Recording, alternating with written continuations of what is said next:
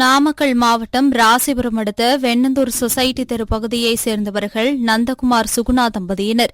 இவர்கள் இருவரும் வீட்டை பூட்டிவிட்டு உறங்கிக் கொண்டிருந்துள்ளனர். இந்நிலையில் நந்தகுமார் காலையில் நடைபயிற்சி செல்வதற்காக வெளியே சென்றதாக கூறப்படுகிறது. இதனை அறிந்த மர்ம நபர் வீட்டின் உள்ளே புகுந்து உறங்கிக் கொண்டிருந்த சுகுணா அணிந்திருந்த 8 பவுன் தாலி செயினை பறித்து சென்றதாகவும், சுகுணா கூச்சலிடுவதற்குள் மர்ம நபர் வீட்டிலிருந்து வெளியே ஓடியதாகவும் கூறப்படுகிறது. இதுகுறித்து வெண்ணந்தூர் போலீசாருக்கு தகவல் தெரிவித்துள்ளார். அதன் பேரில் சம்பவ இடத்திற்கு சென்ற போலீசார் வழக்கு பதிவு செய்து அப்பகுதியில் உள்ள சிசிடிவி காட்சிகளை வைத்து விசாரணை மேற்கொண்டு வருகின்றனர்.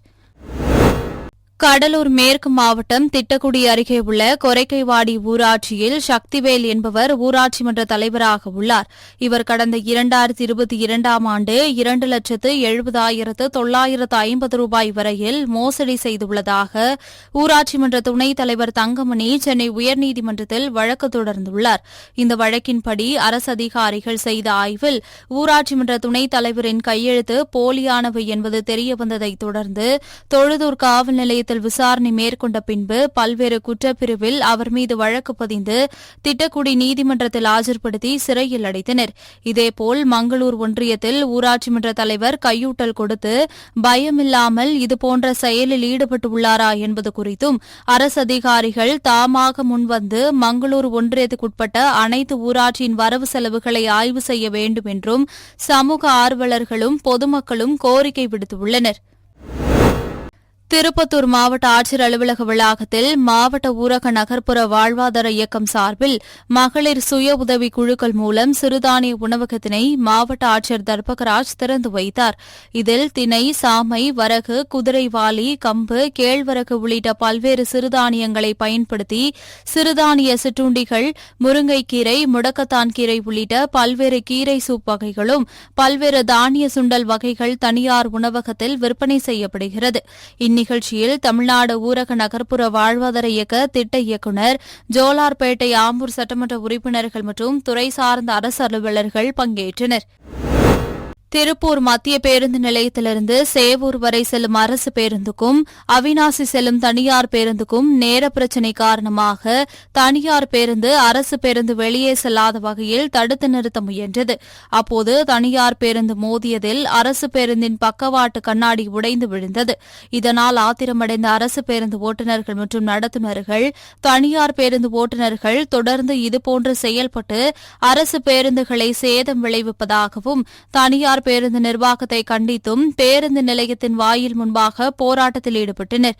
இதுகுறித்து தகவல் அறிந்து சம்பவ இடத்திற்கு சென்ற திருப்பூர் தெற்கு போலீசார் பேச்சுவார்த்தை நடத்தியதன் பேரில் தனியார் பேருந்து நிர்வாகத்தினர் உடனடியாக மாற்று கண்ணாடியை வாங்கி வந்து பொருத்தினர். இதனால் சுமார் அரை மணி நேரம் அப்பகுதியில் போக்குவரத்து பாதிப்பு ஏற்பட்டது. தூத்துக்குடி மட்டைக்கடை வடக்கு வாணியன்விளை பகுதியைச் சேர்ந்தவர் காந்தி. இவர் தூத்துக்குடி அனல் மின் நிலையத்தில் இன்ஜினியராக பணியாற்றி ஓய்வு பெற்றவராவார்.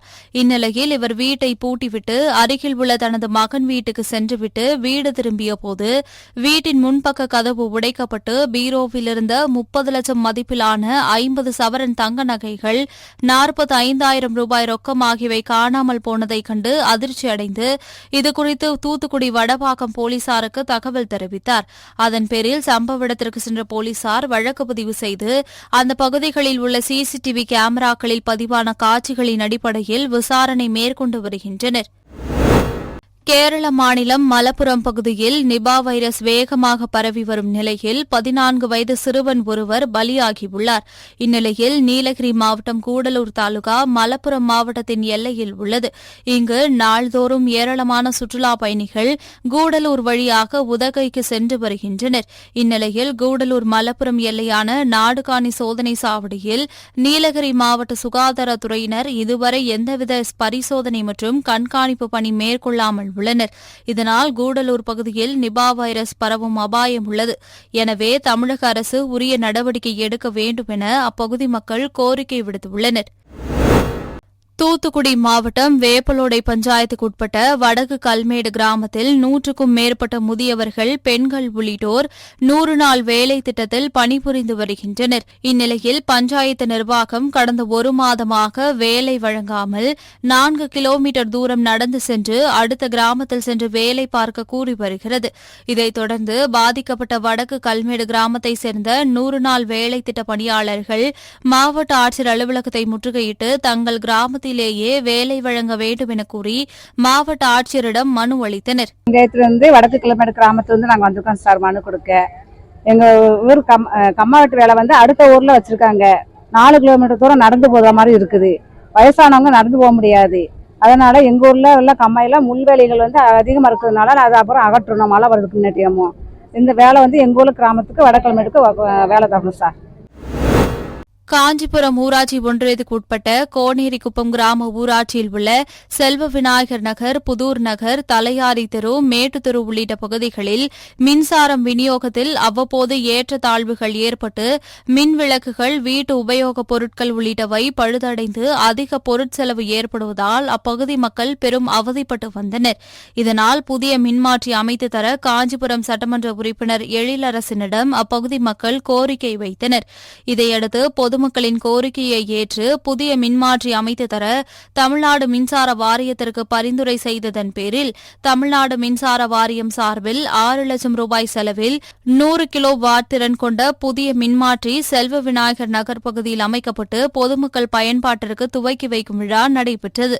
காஞ்சிபுரம் ஒன்றிய குழு தலைவர் மலர்கொடி தலைமையில் நடைபெற்ற புதிய மின்மாற்றி துவக்க விழாவில் காஞ்சிபுரம் சட்டமன்ற உறுப்பினர் எழிலரசன் கலந்து கொண்டு புதிய மின்மாற்றியை இயக்கி பொதுமக்கள் பயன்பாட்டிற்காக துவக்கி வைத்தார். இந்நிகழ்ச்சியில் கோனேரிக்குப்பம் ஊராட்சி மன்ற தலைவர் ஷைலஜா சேகர், ஒன்றிய கவுன்சிலர் ராம்பிரசாத், பொதுமக்கள் என ஏராளமானோர் கலந்து கொண்டனர். திருப்பத்தூர் மாவட்ட ஆட்சியர் அலுவலக கூட்டரங்கில் மக்கள் குறைதீர்வு நாள் கூட்டம் நடைபெற்றது.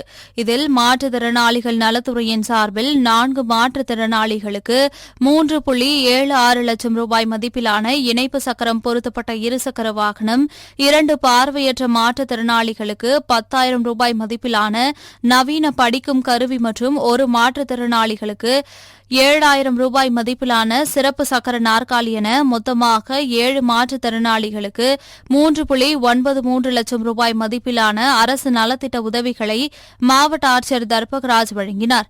மேலும் பொதுமக்கள் மற்றும் மாற்றுத்திறனாளிகளிடமிருந்து ஊரக வளர்ச்சித்துறை, வேளாண் துறை, வருவாய்த்துறை, காவல்துறை உள்ளிட்ட பல்வேறு துறைகளைச் சேர்ந்த 369 கோரிக்கை மனுக்களை மாவட்ட ஆட்சியர் பெற்றுக்கொண்டு மனுக்கள் மீது உரிய விசாரணை மேற்கொண்டு நடவடிக்கை எடுக்கப்படும் என உறுதியளித்தார். திருவண்ணாமலை மாவட்டம் செங்கம் அடுத்த பக்கிரிபாளையம் முதல் மேல்செங்கம் வரை உள்ள தேசிய நெடுஞ்சாலையில் கடந்த சில மாதங்களில் சுமார் 20க்கும் மேற்பட்டோர் வாகன விபத்தில் உயிரிழந்த நிலையில் அதனை தடுக்கும் வகையில் சென்னை போக்குவரத்து காவல் தலைவர் மல்லிகா தொடர் விபத்து ஏற்படும் பகுதியில் நேரில் ஆய்வு மேற்கொண்டார். அப்போது செங்கம் காவல்துறை துணை கண்காணிப்பாளர் தேன்மொழி வேலிடம் கேட்டறிந்து விபத்து ஏற்படாமல் தடுக்க தமிழக முதல்வரிடம் கூறி உரிய நடவடிக்கை எடுக்கப்படும் என கூறினார். கடலூர் மாவட்டம் புவனகிரி வட்டத்திற்குட்பட்ட சேத்தியாத்தோப்பு அருகே உள்ள எறும்பூர் ஊராட்சியில் மக்களுடன் முதல்வர் முகாம் நடைபெற்றது. இம்முகாமை புவனகிரி வட்டாட்சியர் தனபதி குத்துவிளக்கேற்றி துவக்கி வைத்தார். இதில் எறும்பூர் ஊராட்சி மற்றும் சுற்றுப்புறத்தில் உள்ள 10க்கும் மேற்பட்ட கிராம மக்கள் தங்களது மனுக்களை அதிகாரிகளிடம் வழங்கினர். இதில் மின்வாரி அதிகாரி பழனிவேல், மேல் புவனகிரி வட்டார வளர்ச்சி அலுவலர்கள் புனிதா, பழனி சாமிநாதன், சேத்தியாத்தோப்பு குறுவட்ட வருவாய் ஆய்வாளர் ஆனந்தி மற்றும் துறை சார்ந்த அதிகாரிகள் பலர் கலந்து கொண்டனர். தூத்துக்குடி துறைமுக பகுதியில் சுங்க இலாகா ஊழியர் குடியிருப்பு உள்ளது. இங்கு வசித்து வந்த வடமாநிலத்தைச் சேர்ந்த சுங்க இலாகா ஊழியர் ஒருவரின் வீட்டில் ஏசியில் பாம்பு ஒன்று இருப்பதை பார்த்து அதிர்ச்சியடைந்தார். இதைத் தொடர்ந்து துறைமுக தீயணைப்பு ஊழியர்களுக்கு தகவல் தெரிவிக்கப்பட்டு பாம்பு பிடி வீரர் பாட்ஷா தலைமையிலான தீயணைப்பு துறையினர் விரைந்து வந்து ஏசியை கழட்டி வீட்டிற்கு வெளியே கொண்டு வந்து அதில் பதுங்கியிருந்த சுமார் 3 அடி நீளமுள்ள சாரை பாம்பை பிடித்து காட்டுப்பகுதியில் பத்திரமாக விட்டனர். ஈரோடு மாவட்டம் சத்தியமங்கலம் அடுத்த கடம்பூர் மலைப்பகுதியில் சின்னசாலட்டி, கோட்டக்காடு, அணைக்காடு, குட்டைக்காடு, எள்ளுப்படகை ஆகிய கிராமங்களில் 150க்கும் மேற்பட்ட குடும்பத்தினர் வசித்து வருகின்றனர். இந்த கிராம பகுதி மக்களுக்காக குத்தியாலத்தூர் ஊராட்சி நிர்வாகத்தினர் எவ்வித அடிப்படை வசதிகளும் செய்து தரவில்லை என்றும், தார் சாலை அமைப்பதற்காக வைக்கப்பட்டிருந்த ஜல்லிக்கற்களை சாலை அமைக்காமல் மீண்டும் அள்ளிச் சென்றதை கண்டித்தும் கடம்பூர் பேருந்து நிலையம் முன்பு கண்டன ஆர்ப்பாட்டம் நடைபெற்றது. இந்திய ஜனநாயக வாலிபர் சங்கம் மற்றும் அனைத்திந்திய ஜனநாயக மாதர் சங்கத்தினருடன் 100க்கும் மேற்பட்ட பொதுமக்கள் கலந்து கொண்டு பாடை கட்டி மொட்டையடித்து நூதன முறையில் ஆர்ப்பாட்டத்தில் ஈடுபட்டனர். இந்த ஆர்ப்பாட்டத்தில் ஜனநாயக வாலிபர் சங்கத்தின் மாநில பொருளாளர் பாரதி, மாதர் சங்க மாநில துணைத் தலைவர் ராணி, ஜனநாயக வாலிபர் சங்க மாவட்ட செயலாளர் விஸ்வநாதன் உள்ளிட்ட பலர் கலந்து கொண்டனர். திருச்சி மாவட்டம் மண்ணச்சநல்லூர் அருகே இனாம் கல்பாளையம் கிராமத்தில் காளி கோயில் உள்ளது. இந்த கோவிலில் கடந்த சில தினங்களுக்கு முன்பு சாமி கழுத்தில் அணிவிக்கப்பட்டிருந்த 5 பவுன் ஆபரணத்தை மர்ம நபர் ஒருவர் திருடி சென்றார். இந்த சம்பவம் அங்கிருந்த கண்காணிப்பு கேமராவில் பதிவாகியிருந்தது. இந்த சம்பவம் குறித்து மண்ணச்சநல்லூர் போலீசார் வழக்கு பதிவு செய்து கண்காணிப்பு கேமராவில் பதிவான நபர் குறித்து விசாரணை நடத்தி வந்தனர். இந்நிலையில் சாமி கழுத்தில் அணிவிக்கப்பட்டிருந்த ஆபரணத்தை திருடிய நபர் கரூர் மாவட்டம் திருக்காம்புலியூர் பகுதியைச் சேர்ந்த சிவசுப்பிரமணியன் என்பதும், அவர் தற்போது திருச்சி திருவானை கோவிலில் தனது மனைவி வீட்டில் தங்கியிருந்து திருட்டில் ஈடுபட்டதும் போலீசார் விசாரணையில் தெரியவந்தது. இதனைத் தொடர்ந்து சிவசுப்பிரமணியத்தை போலீசார் கைது செய்து சிறையில் அடைத்தனர். புதுக்கோட்டை ராணியார் அரசு மேல்நிலைப் பள்ளியில் 472 மாணவிகளுக்கு 23,12,800 ரூபாய் மதிப்புள்ள இலவச மிதிவண்டிகள் வழங்கும் நிகழ்ச்சி நடைபெற்றது. இந்நிகழ்ச்சியில் சட்டத்துறை அமைச்சர் ரகுபதி கலந்து கொண்டு மிதிவண்டிகளை வழங்கினார். மேலும் இந்நிகழ்ச்சியில் புதுக்கோட்டை சட்டமன்ற உறுப்பினர் மருத்துவர் முத்துராஜா, புதுக்கோட்டை ஆட்சியர் அருணா, புதுக்கோட்டை மாநகராட்சி மேயர், துணை மேயர், மாவட்ட முதன்மை கல்வி அலுவலர் உள்ளிட்ட பலர் கலந்து கொண்டனர். பெருந்தலைவர் காமராசரின் 122வது பிறந்த நாளை முன்னிட்டு மதுரை அவனியாபுரம் தனியார் மகாலில் 10ஆம் வகுப்பு மற்றும் 12ஆம் வகுப்பில் தேர்ச்சி பெற்ற மாணவர்களுக்கு கல்வி உதவித்தொகை வழங்கும் விழா நடைபெற்றது. உயர்நீதிமன்ற மதுரை கிளை அரசு வழக்கறிஞர் ஆஸ்டின், தொழிலதிபர் ராணி ஆகியோர் சிறப்பு விருந்தினராக கலந்து கொண்டு 20 மாணவ மாணவிகளுக்கு கல்வி உதவித்தொகையை வழங்கினர். மதுரை அவனியாபுரம் அடுத்த வெள்ளக்கல் பகுதியில் 2ஆம் ஆண்டு மாநில அளவிலான கபடி போட்டி நடைபெற்றது. இதில் தமிழக போலீஸ் அணி, தென்னவன் அணி உள்ளிட்ட 16 அணிகள் கலந்து கொண்டன. இதில் முதல் இடத்தை பிடித்த தென்னவன் அணிக்கு கோப்பையும் 25,000 ரூபாய் பணமும், 2வது பரிசாக அவனியாபுரம் அணிக்கு கோப்பையும் 20,000 ரூபாய் பணமும், 3வது பரிசாக காவல்துறை அணிக்கு 15,000 ரூபாய் பணமும் கோப்பையும் வழங்கப்பட்டது. இதனை அவனியாபுரம் 92வது வார்டு மாமன்ற உறுப்பினர் கருப்புசாமி வழங்கி பாராட்டினார். ராமநாதபுரம் மாவட்டம் பரமக்குடியிலிருந்து பார்த்திபனூர் வழியாக வீரசோழனுக்கு நகர பேருந்து சென்று கொண்டிருந்தது. அப்போது கம்மதக்குடி அருகே சென்று கொண்டிருந்தபோது முன்னால் சென்ற டிப்பர் லாரி மீது அதிக வேகமாக மோதியதில் பேருந்தின் கண்ணாடி உடைந்து முன்பக்கம் உருகுலைந்தது. இந்த விபத்தில் பேருந்து ஓட்டுநர் உட்பட 20க்கும் மேற்பட்டோர் படுகாயமடைந்தனர். தற்போது இவர்கள் பரமக்குடி அரசு மருத்துவமனையில் சிகிச்சை பெற்று வருகின்றனர்.